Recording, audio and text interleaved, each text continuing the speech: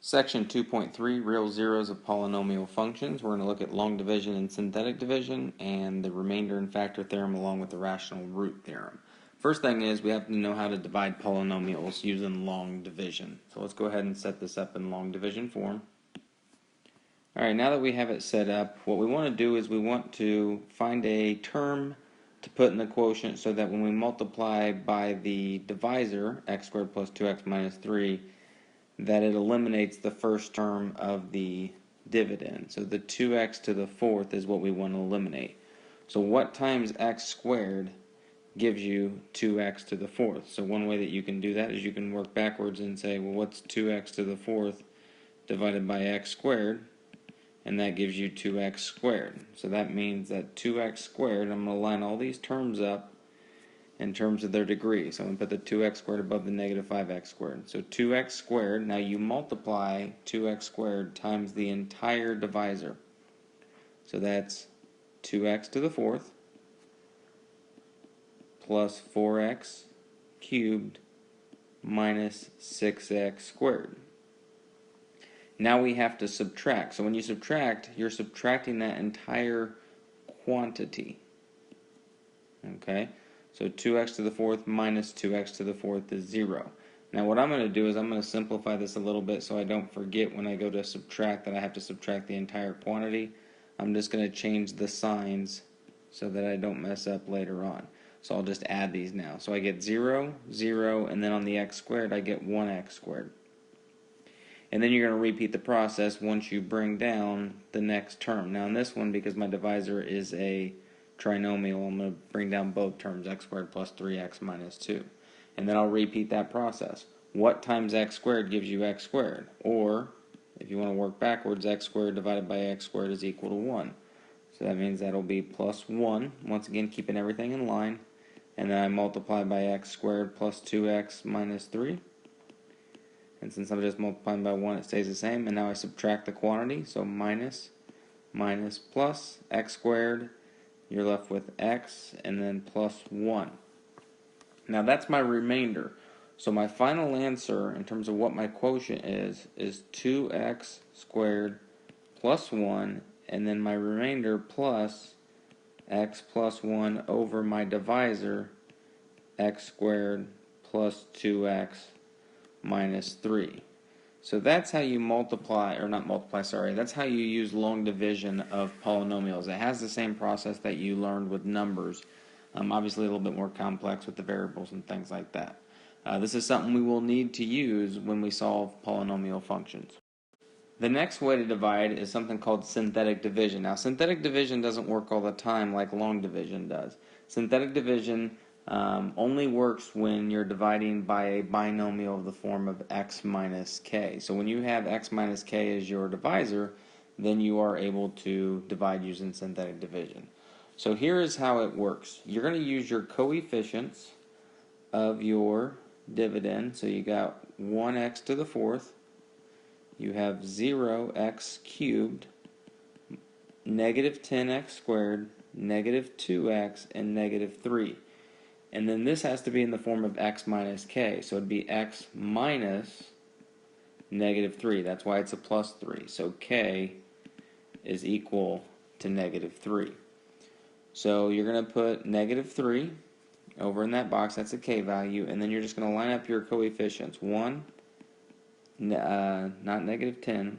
Can't forget the 0. So 1, 0, then negative 10, negative 2, and negative 3. Draw a line, leave a little space there.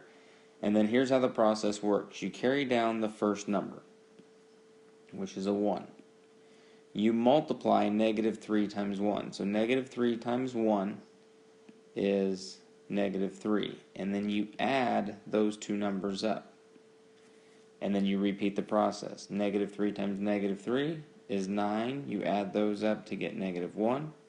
Negative 3 times negative 1 is 3. Add those up to get 1, and you keep repeating until you get to the end. Negative 3 times 1 is negative 3, and you add to get negative 6. These numbers represent your coefficients and your remainder. That last one is actually your remainder of your quotient. And since you're dividing x to the fourth divided by x, these just go down by 1 degree. So it's x to the third, x to the second, x, your constant, and then your remainder. So your quotient is x cubed minus 3x squared minus x plus 1 minus, and then you have your remainder 6 over your divisor x plus 3. So that's how you do synthetic division. Obviously it's a little bit quicker than the long division, but it only works when you have that binomial in the form of x minus k. So now we're going to look at two theorems. The remainder theorem, if a polynomial f of x is divided by that binomial x minus k, the remainder is f of k. So that means if you plug in that value, you'll get the remainder back. You won't get the quotient, you'll just get the remainder. So going back to that last question, what is the remainder of x to the fourth minus 10x squared minus 2x minus 3? Same question as before, divided by x plus 3. If I just want to know what the remainder is, I can plug in f of negative 3 into the polynomial for all your x values, and then evaluate. Once I evaluate it, whatever I get back will be my remainder. So f of negative 3 is equal to negative 6. This represents your remainder. So negative 6 is the remainder. Now, why are we interested in what the remainder is? Well, that leads us into the factor theorem.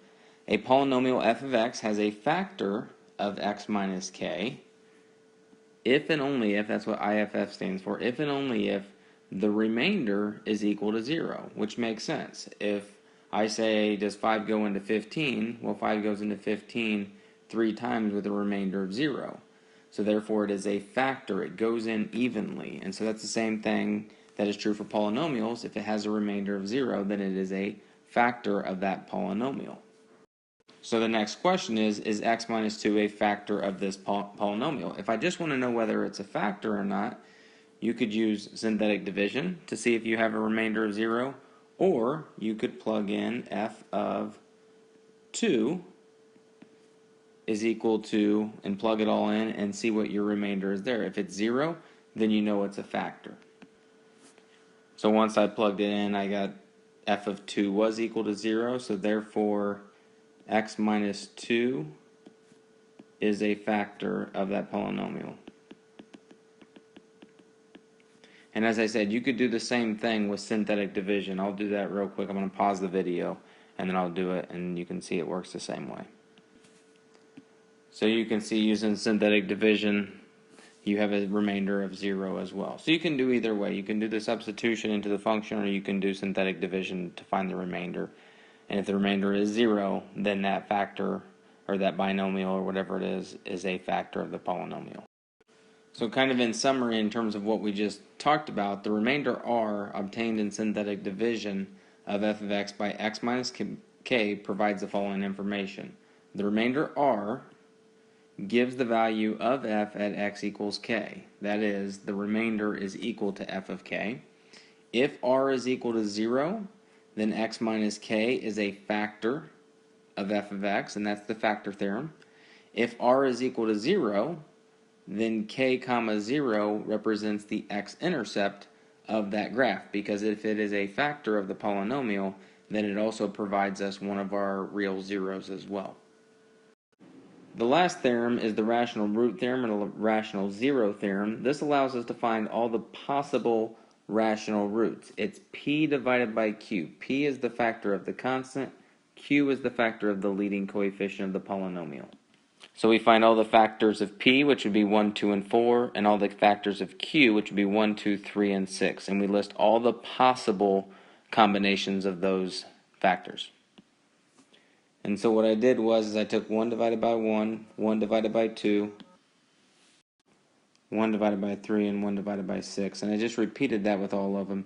Didn't write any of the repeats, and I got a list of 16 possible rational roots. So this last example is to find all the roots. So this is the main focus of a lot of this, what this chapter is about, is being able to find the roots of the polynomial function. So given this function, what we can do is we can use the rational root theorem to list out all the possible rational roots that we have so that when we get out our graphing calculators, we will know what we're looking for. Remember, p over q, this is the p. The 1 in front of the x to the fourth is the q. So we don't have any fractions to worry about. All we have is 1, 3, 9, and 27, positive or negative. So you can see I graphed these on the calculator, and I noticed it crossed twice on the x-axis. Right here was the first one, and that happened at -3. And then the second one I noticed happened at what appeared to be 1, so I pressed the trace button on the calculator and I got 1, 0. Also, you can look at your table, and where y is equal to 0, you can find that x. And so once again on that one I got -3 and 1 by looking at the table. Now I have a total of 4 roots that I'm trying to find. Right now on the graphing calculator I see 2. So what is it that I'm going to do to be able to find the remaining 2 roots or zeros of this polynomial?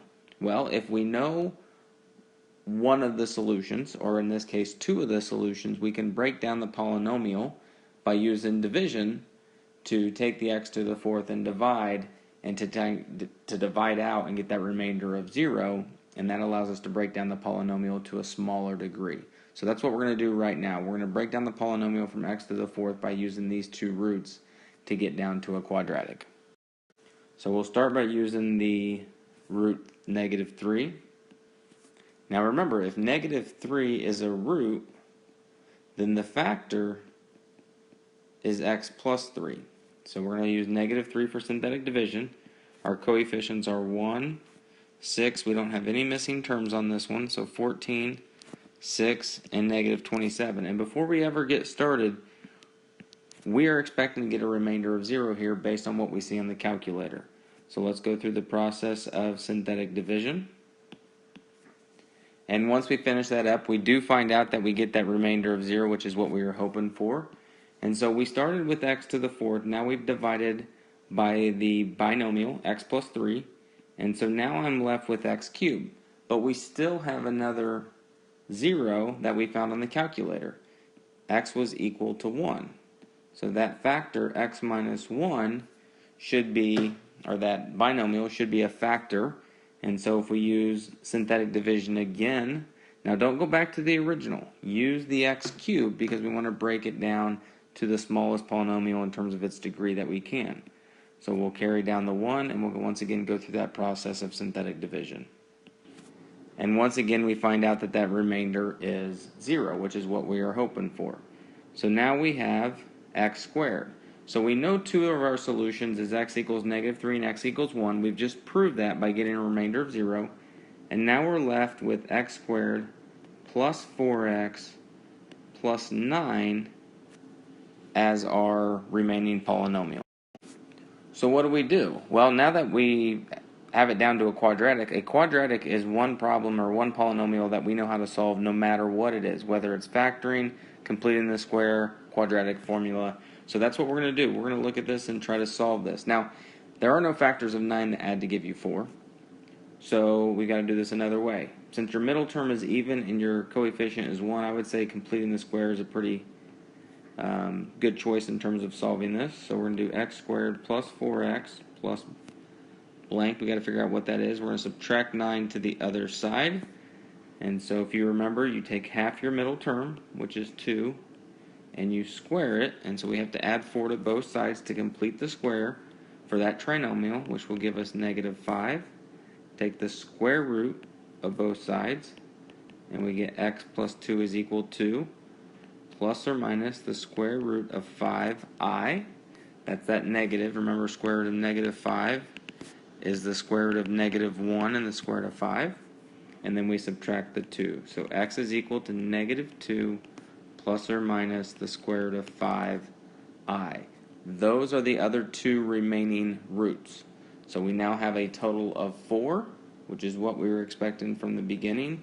We don't have any multiplicity on this one.